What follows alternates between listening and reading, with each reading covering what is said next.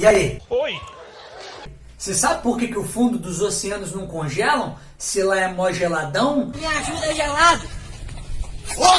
Se eu te disser que isso tem a ver com o diagrama de fase das exceções, você acredita em mim? Se quer saber mais sobre isso, não sai daí não que eu vou te mostrar nessa aula como é que essa bodega funciona.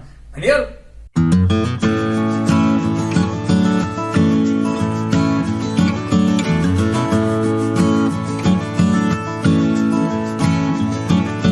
Fala galera, aqui quem fala é o professor Eduardo, famoso quadrado, seu professor de física, e na aula de hoje a gente vai dar continuidade ao estudo do diagrama de fases.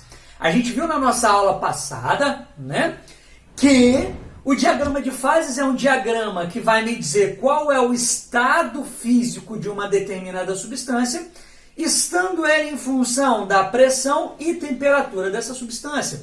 Só que a gente viu como funciona o diagrama de fase para a maioria das substâncias. Hoje a gente vai ver que existem algumas substâncias que são exceção, tá? Se você não viu a nossa aula passada sobre o diagrama de fase, sobre as fases da matéria, eu vou deixar o link aqui em cima para vocês, é só clicar e assistir essa aula sensacional. Massa?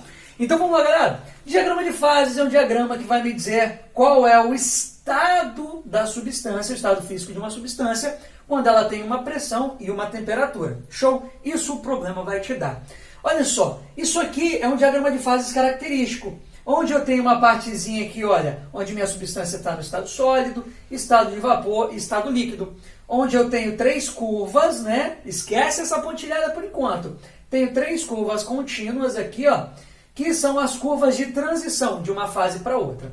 Tenho aqui minha temperatura crítica, né? Temperatura acima da temperatura crítica, eu tenho o gás. A gente viu que o gás é aquela substância que permanece no estado gasoso, né? Independente da pressão, saca? Então, qualquer substância com uma temperatura acima da temperatura crítica vai estar no estado gasoso independente da pressão. Essa é a grande diferença entre gás e vapor. Massa? Só que olha só, presta atenção só nas linhas contínuas. Isso aqui é um pouco diferente do diagrama de fases que a gente viu na aula passada. Porque no diagrama de fases que a gente viu, o que a gente tinha na verdade não era essa linha vermelha contínua, era essa pontilhada aqui, ó. Nosso diagrama de fases era desse jeito. Então o que eu fiz? Eu peguei essa linha aqui, que era assim, ó, no lugar dessa pontilhada, e trouxe ela para cá, para trás, ó, como se fosse uma reta. Galera, esse aqui é o diagrama de fase para algumas substâncias que são exceção. Que substâncias são essas? Água, ferro, bismuto, antimônio. São substâncias que aqui, olha, nessa interface entre sólido e líquido, elas funcionam de uma forma um pouquinho diferente. Como assim? Lá naquele diagrama de fases convencional que a gente tinha, quando a gente aumentava a pressão de uma substância, a tendência dessa substância era permanecer no estado sólido. Não é verdade? Olha só, esquece essa linha vermelha contínua. Quando eu aumento a pressão, ó, a tendência dessa substância é permanecer aqui, ó, no estado sólido. Então tudo isso aqui seria a região do estado sólido. Mas não é isso que acontece nessas exceções, né? Então, ó, vou tirar essa linha pontilhada da jogada. Eu consigo perceber que quando eu aumento a pressão dessas substâncias, olha, ela tende a vir para as regiões mais altas, e essa região mais alta aqui, ó, está em que estado? Líquido. Cara, nessas substâncias, quando eu aumento a pressão delas, então elas têm uma tendência a estarem no estado líquido, exatamente, e não no estado sólido, como a maioria das substâncias. Aí você pensa, caraca moleque, que doideira, exatamente, então aumenta a pressão aqui. Na maioria das substâncias, elas tendem a estar no estado sólido.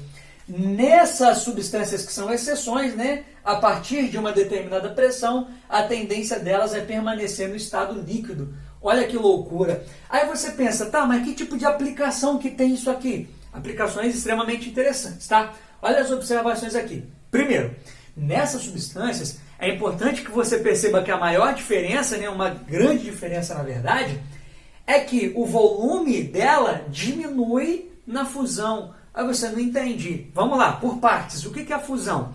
É a mudança do estado sólido para o estado líquido. Tá massa? Massa. Olha só, o estado sólido, na maioria das substâncias, é o estado mais compacto, tá? É quando as moléculas e os átomos eles estão mais agrupados. O estado líquido, na maioria das substâncias, ele é um estado menos compacto. No estado de vapor, é um estado menos compacto ainda, né? Então, em geral, o estado sólido ele é mais compacto, ou seja, ele tem um volume menor, tá? Por isso ele tem uma densidade maior. Agora aqui não, galera. Nessas substâncias que são exceções, na fusão, ou seja, na mudança do estado sólido para o líquido, ao invés do volume aumentar, como na maioria das substâncias, o volume diminui. Que doideira, né? Então, olha só, o estado da matéria, nessas substâncias que são exceção, né? O estado da matéria, onde eu tenho maior nível de compactação, né, da própria matéria, ou seja, maior densidade, é no estado líquido. Mas a gente já tinha visto isso aqui lá naquela questãozinha da dilatação anômala da água, não é? A água ela tem uma dilatação anormal, concorda? Que olha só, entre 4 e 0 graus Celsius, né, quando eu estou diminuindo a temperatura, ao invés do volume diminuir, o que acontece com o volume? Aumenta. Então isso aí tem a ver com a dilatação anômala da água lá. Se você não viu essa aula e quer saber o que é essa dilatação anômala, eu vou deixar aqui para você também. Maneiro, né? Então, olha só, cara, na fusão o volume diminui. Tá que top. Então, o líquido, ó, bem compacto aqui nessas exceções. Água, ferro, bismuto, antimônio, tá? Tem algumas várias opções aí que você não precisa saber quais são, não. Mas a água, eu aconselho que você saiba, tá? Porque ela é importante. Agora, eu te prometi falar que o porquê do fundo dos oceanos não congelarem. Imagina que numa geada pesadíssima, num ambiente muito gelado, os animais ali vivendo no fundo do oceano, né? Ou no fundo de um lago também, não importa, mas vamos pensar no oceano que vai ser melhor para o nosso exemplo. Vivendo no fundo do oceano, imagina que a parte de cima do oceano começa a congelar e a parte de baixo também congele. Vai todo mundo morrer. Mas a gente está vendo aqui, né, que nessas exceções, o estado líquido, ele tem o quê? Ele tem um volume menor do que o estado sólido. Então vamos pensar na água. O estado líquido é a água, o estado sólido é o gelo. O líquido tem um volume menor, ou seja, o líquido, a água, é mais densa do que o sólido, que é o gelo. Se a água é mais densa que o gelo tende a ficar por cima da água. Então as primeiras camadas de gelo formadas, por serem menos densos do que a água, ficam ali por cima, formando um tipo de isolante térmico, né? Uma camadinha de gelo. Beleza, eles servem já como isolante térmico. Só que aqui embaixo está geladão, né? Temperaturas menores do que zero. Pô, mas a água congela a temperaturas menores do que zero. Por que ela não está congelando aqui? Pensa comigo no seguinte. A pressão, galera, a pressão dentro da água depende da profundidade. Você percebe isso quando você mergulha numa piscina e quanto mais fundo você desce, maior aquela pressão sobre os seus ouvidos. Você sente daquela pressurizada, né? Então, ó, quando você vai descendo, aumentando a profundidade, vai também aumentando a pressão. Então aqui, ó, nas regiões mais profundas do oceano, você tem uma pressão maior, né? Você desce e você tem uma pressão maior. Galera, imagina que aqui embaixo você tem uma pressão muito grande. Como a água é uma dessas exceções, quando você aumenta a pressão, olha só, o eixo da pressão é o Y. Quando você aumenta a pressão, ele tende a ficar em que fase? Líquido, não é? Então, por conta da pressão aqui ser muito alta, a água tem uma tendência muito alta também a permanecer no estado líquido.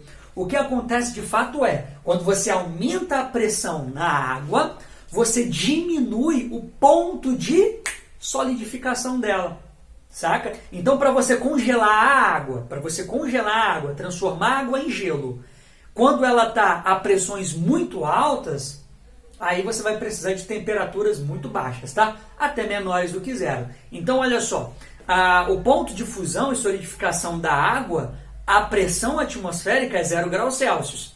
Se você aumenta a pressão, aí você já precisa de o quê? Menos 2 para congelar ela. Aumenta mais a pressão, aí você precisa de menos 6. Aumenta mais a pressão, precisa de menos, saca? Quanto maior a pressão, menor é o ponto de solidificação e ponto de fusão dela. Tá bacana? E aí é mais difícil transformar aquela água em gelo, é mais difícil congelar a água, né? Você precisa de temperaturas menores. Aí, ó, esse fundinho aqui não congela e os animaizinhos vão viver felizes para sempre, não vão morrer congelados, né? Porque ia ser bem triste se isso acontecesse. Maneiro? Então, espero que tenha entendido essa aula aqui, galera. O diagrama de fases é bem importante e o diagrama das exceções também é importantíssimo. Foca aqui, ó, nessas observações sobre volume, relação entre volume e fusão e também sobre a vida marinha e dos animais no fundo dos oceanos, tá? Espero que você tenha entendido. Até a nossa próxima aula.